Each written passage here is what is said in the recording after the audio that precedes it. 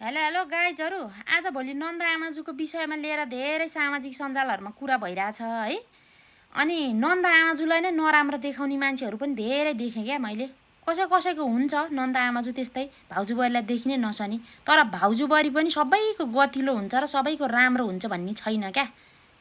कुरो बुझ्यो हो नि?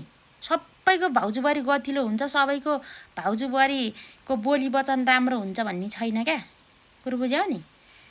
बल्ल बल्ल वर्ष दिनमा एकचोटि माइत गए हुन्छ होइन, एक छाक भात पकाएर दिनु पर्दाखेरि त्यो भाउजू बुहारीको अनुहार झोल घोप्टे जस्तो अनुहार हुन्छ क्या। कुरो बुझ्यौ नि? त्यो अनुहार भएपछि त्यो नन्दा आमाजुलाई रिस उठ्छ कि रिस उठ्दैन? रिस उठ्छ नि होइन? अनि छोराछोरीलाई गाली गर्न परे पनि त्यही सन्तानको नाम लिएको छ, त्यही सन्तानलाई छोएर बोलेको छ। अनि आफ्नो दाजुभाइ भनौ त उसको पोइलाई गाली गर्न परे पनि त्यही सन्तान सबैलाई छोएर मुछेर बोलेर उसको पोइलाई गाली गरे हुन्छ। हो त्यसो गरेपछि कुन चाहिँ नन्दा आमाजुलाई रिस उठ्दैन? रिस उठ्छ नि होइन?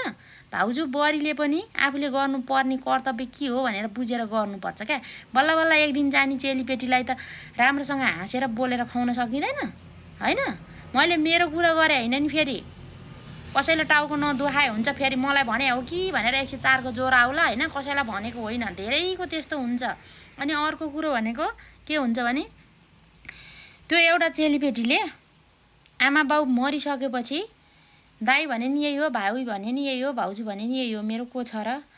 अब म बिहे नै गर्दिनँ, मेरो भाइलाई पालेर बस्छु, मेरो भाइ हेरेर बस्छु भनेर भाइलाई ठुलो बनाएर हुर्काएर बढाएर पढाएर त्यो चेलीपेटी बसिया हुन्छ। हुँदा हुँदा बुढी भइसकेको हुन्छ, बिहे नै गरे हुँदैन होइन? पछि त्यही दाजुभाइले सोहनी ल्याइसकेपछि त्यो चेलीपेटीलाई गर्ने व्यवहार कस्तो हुन्छ थाहा छ?